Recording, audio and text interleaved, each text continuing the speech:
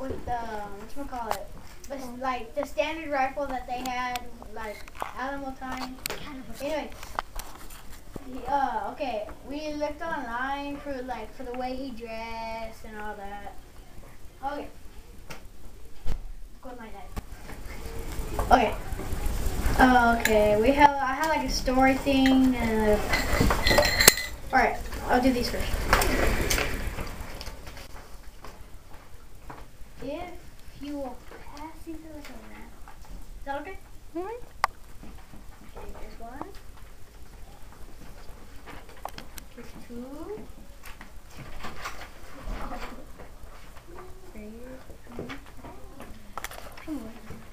Okay.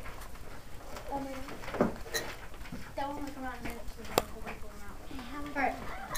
Okay.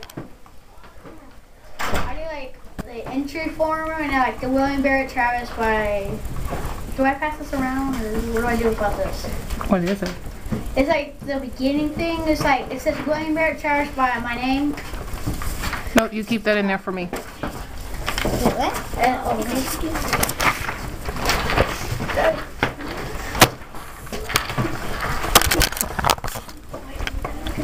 So that you can see what. Well, William, for the acrostic poem, I did. Like this? It says William Barrett T. Travis. Okay, the W is William was born in 1909. I is in South Carolina to Mark and. I never learned how to pronounce his name.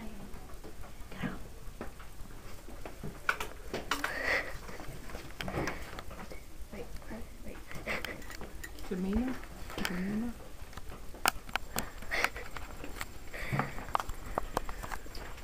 Okay. I in South Carolina to Mark and I don't know. Lived on the plantation until he was 9. Another L left the plantation for Alabama. I in 1828. A for and at the age of 19. M married to Rosanna.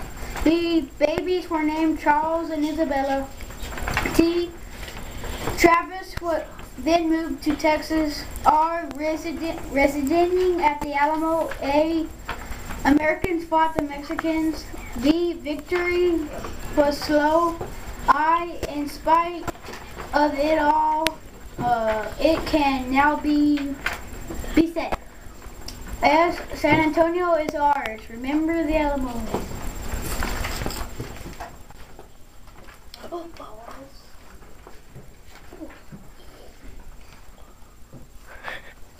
You can read what you want to. Gotta give us some information about him. William Barrett Travis was born on August 1st, 1809, on his father's plantation near South Carolina. He was the oldest he was the oldest son of Mark and Jamimi Travis. When he was 9, he moved to a farm near Sparta, Alabama, in Kanaka County. This is where he was educated. William graduated from Sparta Academy in Sparta, Alabama, where he studied law. On October 26, 1828, at the age of 19, he was married to Rosanna E. Cato and had 2 children, Charles Edward and Susanna Isabella, in 1831. William left Alabama and went to settle in Texas.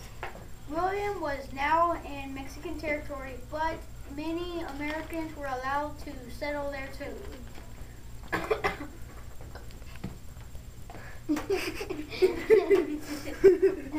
Okay. William started a law practice with Patrick C. Jack. He also became good friends with Three-Leg Willie Williamson. Yeah. Okay. Who was to become a Texas legend. There was a conflict between the Americans and Mexicans government, dictator Santa Anna, and had taken over and said they are no longer want Americans to come here. In 1832, William moved to San Felipe de Austin. The city was founded by Stephen F. Austin in the summer of 1835. There was a conflict and it involved the port of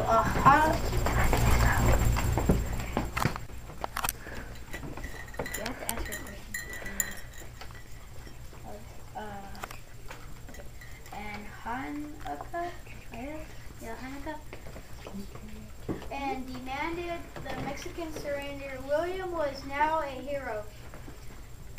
The war began in 1835 in Bayard, now known as San Antonio.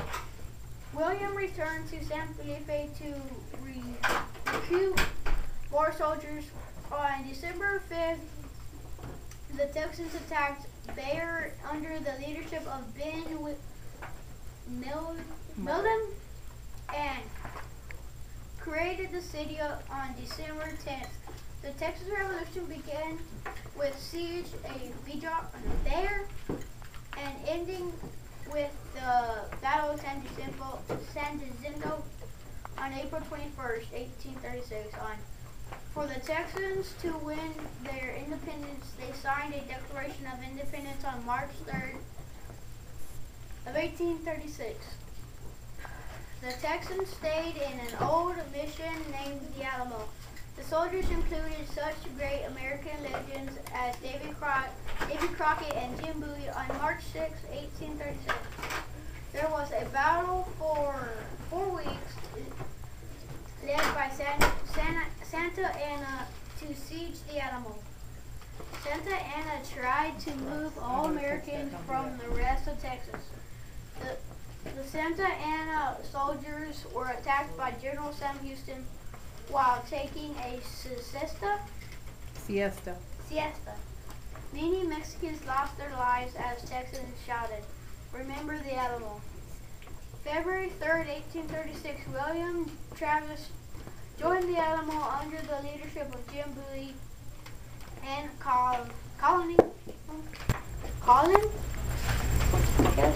James C. Nell. Nell had to leave, and Travis and Bowie became ill, and Travis became the main commander. Davy Crockett arrived. Santa Anna arrived at the siege began. Travis wrote to all Texans to become and help. Legend has it, Travis drew a line in the sand and gave every man the choice to cross the line and join him in a fight to the death to defend the Alamo. All but one man crossed. On March 6, 1836, Travis died with a bullet to the head. All Americans were killed and the Mexicans claimed the victory. E for Ellis was her nickname when she was little. L loved clay modeling and wanted to be an artist. I, in so many ways, Elisabeth showed her love and talent for sculpting. S, Stephen Austin, a sculptor she made in 1893. A, Arthur, her first son. B, Berlin was her dream college when she was 15. E, Edward, a man she married in 1853. T, today you can see all of her work in the Elisabeth Ney Museum. H, hunger strike for 4 weeks because her father didn't want her to be an artist. And N, May kept her last name when she got married. E, enjoyed drawing and working in her father's workshop. And Y, youngest in her family. Why was what? Youngest in her family. But she only had big ones.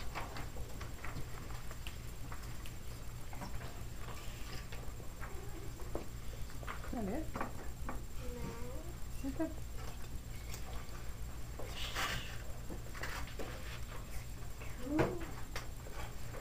Elisabeth Ney was a famous sculptor. She was connected to Texas history for being the first female sculptor in the state. Elisabeth was born January 1833. When she was 18 years old, Elisabeth went on a hunger strike for 4 weeks because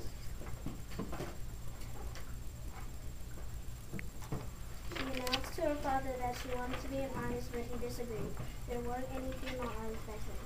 When Elisabeth was on her strike, her parents got worried for her health and called the police. Her parents finally agreed to her job, and later she went to Munich Art Academy. In 1853, Elisabeth got married to Edmund Montgomery, a scientist who studied philosophy. Edmund and Elisabeth had 2 sons, their oldest son Arthur and their youngest. Ney opened an art studio in 1891, which she named for herself. She also made a lot of good detailed sculptures, like her Edmund Montgomery sculpture, the Stephen F. Austin, Sam Houston, Lady Macbeth, and Elisabeth Ney herself, and her Arthur Sculpinfire. But that is not all of her sculptures. She has many, many more. Elisabeth Ney died in 1907. There is a museum of Elisabeth Ney located in Austin, Texas, and these are some of her sculptures. Can you hold up your person so we can see it?